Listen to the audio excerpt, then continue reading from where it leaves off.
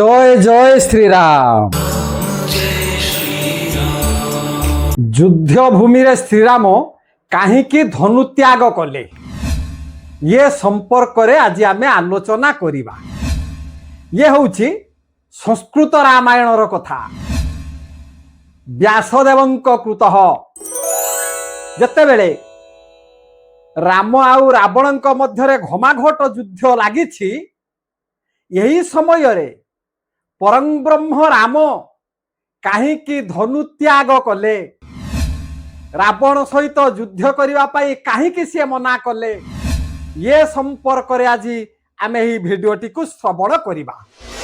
ତେବେ ଦର୍ଶକ ବନ୍ଧୁ, ଆଜି ଆପଣମାନଙ୍କୁ ମୋର ଅନୁରୋଧ, ଏହି ଭିଡିଓଟି ଶ୍ରବଣ କରନ୍ତୁ। ମା ଭଗବତୀ ସୀତା ଲଙ୍କାପୁରରେ ଅଛନ୍ତି। ଏଣେ ରାମ ରାବଣର ଯୁଦ୍ଧ ଚାଲିଛି। ରାବଣ ଥିଲା ମହାଜ୍ଞାନୀ, ପଣ୍ଡିତ, ବିବେକୀ, ଶାସ୍ତ୍ରଜ୍ଞ, ଧାର୍ମିକ, ଶାସକ, ସେ ମଧ୍ୟ ବଡ଼ ସାଧକ ଥିଲା। ରାବଣ ଯେତେବେଳେ ଯୁଦ୍ଧ କରିବାକୁ ରାମଙ୍କ ସହିତ ଆସିଥିଲା, ସେ ଯେଉଁ ରଥରେ ବିଜୟ କରିଥିଲା ବା ସେ ଯେଉଁ ରଥରେ ଆରୋହଣ କରିଥିଲା, ସେ ରଥ ନାମ ହେଉଛି ବିଜୟ ରଥ। ସେଇ ବିଜୟ ରଥରେ ବିଶ୍ରବାଙ୍କର ପୁତ୍ର ରାବଣ ଆରୋହଣ କରିଛନ୍ତି ଏବଂ ସେଇ ରଥ ଚାରିକଡ଼େ ନିଶାଚର ମାନେ ସବୁ ମାତିଛନ୍ତି। ଅନେକ ଗଧ ସବୁ ଯୋଚା ଯାଇଛି ସେଇ ରଥରେ। ରାବଣ ଯେତେବେଳେ ସେଇ ବିଜୟ ରଥରେ ଆରୋହଣ କରିଛନ୍ତି ଯୁଦ୍ଧ କରିବା ପାଇଁ, ଖୁବ ସୁନ୍ଦର ସାଜସଜା ହେଇକି ସେ ବସିଛନ୍ତି। ଏଣେ ତଳେ ମର୍ଯ୍ୟାଦା ପୁରୁଷ ରାମ ଠିଆ ହୋଇଛନ୍ତି। ସେ କେମିତି ଯୁଦ୍ଧ କରିବେ? ରଥ ଉପରେ ରହିଲେ ରାବଣ, ତଳେ ଅଛନ୍ତି ପରଂବ୍ରହ୍ମ ରାମ। ତେଣୁ ସେ ଯୁଦ୍ଧ କେମିତି କରିବେ? ଏହି ସମୟରେ ଦେବାଧିରାଜ ଇନ୍ଦ୍ର ରାମଙ୍କ ପାଖକୁ ଗୋଟିଏ ରଥ ପଠେଇଲେ। ସେ ରଥ ହେଉଛି ନନ୍ଦିଘୋଷ ରଥ।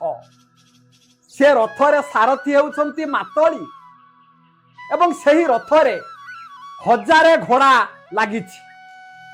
1000 ଘୋଡ଼ା ସେ ରଥରେ ଯୋଚା ଯାଇଛି। ମାତଳି ସେହି ରଥକୁ ଧରି ସ୍ୱର୍ଗପୁରରୁ ଲଙ୍କାପୁରକୁ ଆସିଲା। ରାମଙ୍କ ପାଖରେ ସେହି ନନ୍ଦିଘୋଷ ରଥ ପହଞ୍ଚାଇ ଦେଲା। ରାଘବେନ୍ଦ୍ର ସରକାର ରାମଲାଲଜୀ ସେହି ନନ୍ଦିଘୋଷ ରଥ ଉପରେ ବସିଲେ। ତାଙ୍କର ସାରଥୀ ହେଉଛନ୍ତି ମାତଳି। ଯେତେବେଳେ ରାମ ସେ ରଥ ଉପରେ ବସିଛନ୍ତି, ଚାହିଁଦେଲେ ରାବଣ ରଥକୁ। ଆଉ କିଛି ସେ ଦେଖିପାରିଲେ ନାହିଁ। ତେଣୁ ରାମ କହିଲେ, କଣ କହିଲେ ଆଜ୍ଞା? ସାରଥୀ କି କହିଲେ, ରେ ସାରଥୀ, ଆଜି କଣ ରାବଣ ଯୁଦ୍ଧ କରିବା ପାଇଁ ଆସିନାହାନ୍ତି? ତାଙ୍କ ରଥର ତ କାହିଁ କିଛି ଦେଖାଯାଉନି, ଖାଲି ସାରଥୀ ବସିଛନ୍ତି ଦେଖାଯାଉଛି। ରାମଙ୍କର କଥାକୁ ଶୁଣି ତାଙ୍କର ସାରଥୀ ମାତଳି ରାବଣଙ୍କ ରଥ ଉପରେ ଟିକେ ଦୃଷ୍ଟି ନିକ୍ଷେପ କଲା। ଦେଖିଲା ଯେ ସେଇ ରଥ ଉପରେ କଣ ସେ ଦେଖିଲା? ସେ ଦେଖୁଛି ସେଇ ରଥ ଉପରେ ରାବଣ ବସିଛି। ତେଣୁ ମାତଳି 2 ହାତ ଯୋଡ଼ି ଆଜି ରଘୁକୁଳ ତିଳକ ପତିତ ପାବନ ଶ୍ୟାମଳ ଦୁର୍ବାଦଳ ମୂର୍ତ୍ତି ପ୍ରଭୁ ରାମଲାଲଙ୍କୁ କହୁଛନ୍ତି, ହେ ପ୍ରଭୁ, ଆଜି ଯୁଦ୍ଧ କରିବା ପାଇଁ ବିଶ୍ରବାଙ୍କର ପୁଅ ରାବଣ ଆସିଛି। ଦେଖନ୍ତୁ ସେ ରଥ ଉପରେ କେମିତି ସେ ବସିଛନ୍ତି। ସାରଥୀଙ୍କ ମୁଖରୁ ଏକଥାକୁ ଶ୍ରବଣ କରିବା ମାତ୍ରେ ରାମ ଆଜ୍ଞା ଅପଲକ ନୟନରେ ରାବଣ ରଥ ଆଡ଼କୁ ଟିକେ ଚାହିଁଲେ। ଦେଖିଲେ ଯେ ମହାଧନୁର୍ଧାରୀ, ମହାଶକ୍ତିଶାଳୀ ରାଜା, ଦକ୍ଷ ରାଜା, ତ୍ରିପୁର ବିଜୟୀ ରାବଣ ବିଜୟ ରଥ ଉପରେ ଆରୋହଣ କରିଛନ୍ତି। ରାବଣକୁ ଦେଖିବା ମାତ୍ରେ ରାମ ଚିନ୍ତା କଲେ, ସେଇଦିନ ଆଗେ ଶେଷ ଯୁଦ୍ଧ ଥିଲା। ରାମ ରାବଣଙ୍କର ଶେଷ ଯୁଦ୍ଧ ହେଉଛି ସେଇ ଦିନ। ତେଣୁ ସେଇ ରାବଣକୁ ଦେଖିବା ମାତ୍ରେ ରାମ କହିଲେ, ମୁଁ ତାଙ୍କ ସହିତ ଯୁଦ୍ଧ କରିବି ନାହିଁ।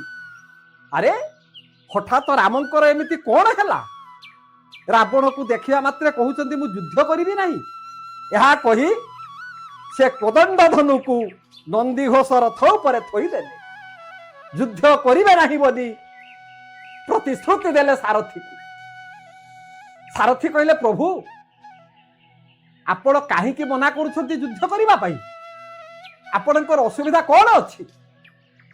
राम कहिले सारथी देख रथी सहित रथी युद्ध करे मु मना करूनी हेले गोटे कारण मु मना करुछि आज युद्ध करिबी नाही। तेबे राम काहींकी युद्ध करिबा पई मना कले मु कहूछि आपण माने श्रवण करंतु। राम कहउछंती हे सारथी वसुधांक कन्या सीता को मु विवाह करी पितृ सत्य पालन करी वनवास करिथिली पंचवटी वन रे रहिथिली सही वन रे लंकाधिपति दशानन मो स्त्री को चोरी करी लंकापुर रे नहीं रखिला एवं सीतांकर सुरक्षा पाई सहस्र असुरुणी जगाइछि तांको सेवा शुश्रूषा करिबा पाई त्रिजटा को मध्य से नियोजित करिछि। आ प्रत्येक दिन रावण सीता को मार ऊपर से पूजा करुछि जते बेला अर्धरात्रि हे जिवो रावण पुष्पक विमान रे बसी हस्तरे धूप दीप गंध नैवेद्य चंदन को संगरे धरी अशोक वन रे पहुंची मां सीता को से पूजा करे अंक लक्ष्मी स्वरूपा सीता पाखरे से मन प्राण अर्पण कर दिए कहे देवी जा देवी सर्वभूतेषु मातृरूपेण संस्थिता नमो तस्यै नमो तस्यै नमो तस्यै नमो नमः। राम कहले रे मातली जो रावण आज अंक लक्ष्मी सीता को मां रूप से पूजा करुछि देवी रूप पूजा करुछि मु जदि ताकू अयोध्या को नहीं जीवी सीता को कौन कहीं पूजा करेंगे सीता को तो कहीं पूजा करेंगे तेणु लंकापुर रे अच्छी रावण मां रूप पूजा करुछि से मोर असुविधा कौन अच्छी रावण तो हूँ मोर परम भक्त। आउ गोटे कथा तमें मातली शुण रावण हेले नैराष्ठक ब्राह्मण ब्राह्मण बध कले अधर्म हेब ब्राह्मण को बध करने अनुचित मु त्रेतया जुगरे राम अवतार नहीं दुष्ट को मारी संथ को पालिबी भगवान कृष्ण गीतारे परा अर्जुन को कही जदा जदा हि धर्मस्य ग्लानिर्भवति भारतम अभ्युत्थानम धर्मस्य तदात्मानं सृजम्यहम् परित्राणाय साधूनां विनाशाय च दुष्कृतम् धर्म संस्थापनार्थाय संभवामि जुगे जुगे। एक कथा मर्यादा पुरुष राम सारथी को कहउछंती हे सारथी दुष्ट लोक को मारी संथ मान को पालन करी अवनीर पाप भार को निवारण करबा पाई मु जुगे जुगे अवतार नहीं जदि ब्राह्मण बद्ध मु करी ताले मु अधर्म पथ लंघन करी मते समस्ते पापी बोली कहिबे देवता माने मते घृणा करिवे अयोध्या प्रजा माने मते लांछना देवे तेरे ब्राह्मण बद्ध मु करी नाही। ए कारण जोगु आज परम ब्रह्म मर्यादा पुरुष रामलाल जी निजर कोदंड धनु को नंदीघोष रथ उपरे थोई देले जो भली आज्ञा अर्जुन नंदीघोष रथ उपरे थाई देखिथिला कौन देखिथिला युद्ध क्षेत्र रे भीष्म द्रोण कर्ण अर्जुन शल्य तांकर आत्मीय स्वजन माने सबु उपस्थित अछंती। अर्जुन चिंता कले एही आत्मीय स्वजन मानकु मारी मु लाभवा कौन पाइबी। अर्जुन जेउ भली गांडीव धनु को नंदीघोष रथ उपरे थोई दैथिले सेही परी आज त्रेतया जुगर ठाकुर प्रभु राम रावण को बद्ध न करने उद्देश्य रे बा रावण को बद्ध न करबा पाई कोदंड धनु को नंदीघोष रथ उपरे रखिदे। तेबे आपण मानक मनरे प्रश्न उठी पारे, राम तो रावण सहित युद्ध करेनि, हेले रावण मरिब केमिति? आपणकर वाल्मीकि रामायण रे प्रमाण अछि, राम ब्रह्मसर रे रावण को मारी थिले। अरे रावण पेटरे तो थिला अमृत भांड, रावण मला केमिति? आउ अनेक पुराण रे बा अनेक रामायण रे मतवाद अछि, रावणकर हेउछि 10टा मुंड, तेनु राम 10टा सर मारिकी गुटी गुटी करिकी तांकर मुंड को सब काटिकी पकैथि। यह लेखा हैछि, जहा पुराण रे लेखा हैछि ता आम्भे माने कहूछु। तेबे आपण माने सुनंतु, संस्कृत रामायण रे व्यास कोन कहउछंती। व्यास कहिले मर्यादा पुरुष होउछंती राम, से स्वयं भगवान विष्णु, आउ रावण हेउछंती विष्णुकर द्वारी वैकुंठपुर रे। अभिशाप बल रे से राक्षस कूल रे जन्म नहीं। तेणु राम जानती मोर परम भक्त हेउछंती रावण, अभिशाप बल रे से जन्म नहीं। तेणु भक्त को मारिवाटा मोर अनुचित। तेणु सेई परमात्मा राम तांकर परमात्मा को नहीं रावण को आत्मा सहित मिसाई देले। जोठी आगे आत्मा आउ परमात्मार मिलन हुए,